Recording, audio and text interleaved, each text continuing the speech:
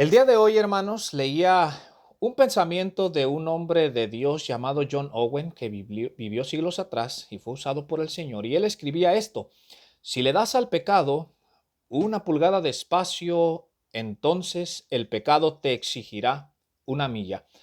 En otras palabras, lo que nos estaba diciendo es que el pecado siempre nos va a llevar más allá de lo que nosotros pensamos o creemos, hermano. Y es que si somos honestos, a veces, hermano, nosotros le damos lugar al pecado, pensando que tenemos el control o pensando que al fin y al cabo en cualquier momento nos podemos arrepentir y que no va a pasar a más allá, ¿no? Que no nos va a llevar el pecado a cosas peores, hermano.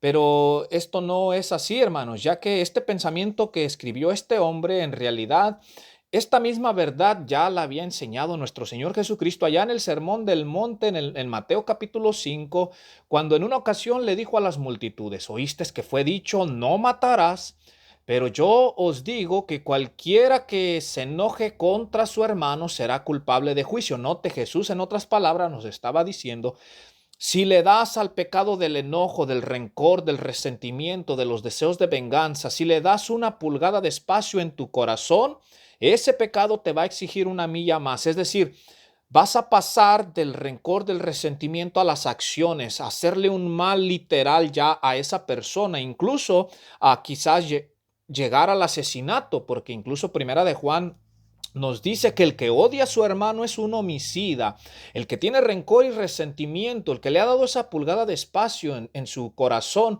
a este pecado, hermano, es un asesino en potencia.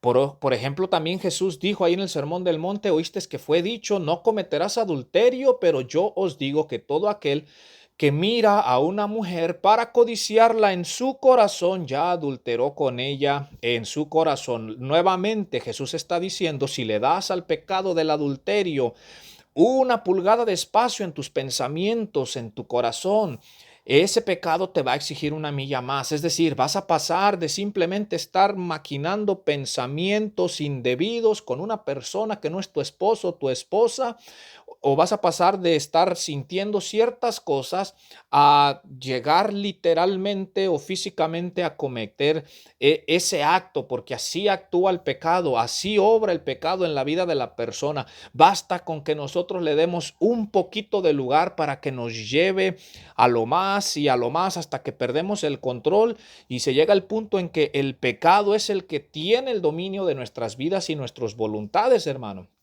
Otro ejemplo que yo podría darles es: ahorita vemos a muchas personas lamentablemente en condición de calle. Muchos de ellos, quizás si no todos, comenzaron dándole una pulgada de espacio al pecado del alcohol o de comenzar a probar algún tipo de drogas, quizás no muy fuertes, y ellos pensaban que tenían el control, que no pasaba nada, que no habría consecuencias graves, hermano. Pero esa pulgada que le dieron de espacio en sus vidas, hermano, a ciertas drogas, el pecado les exigió una milla, los llevó a más, a drogas más fuertes, hasta que perdieron el control, hasta que comenzaron a perderlo todo, perdieron a la familia si la tenían, perdieron el trabajo, perdieron su hogar.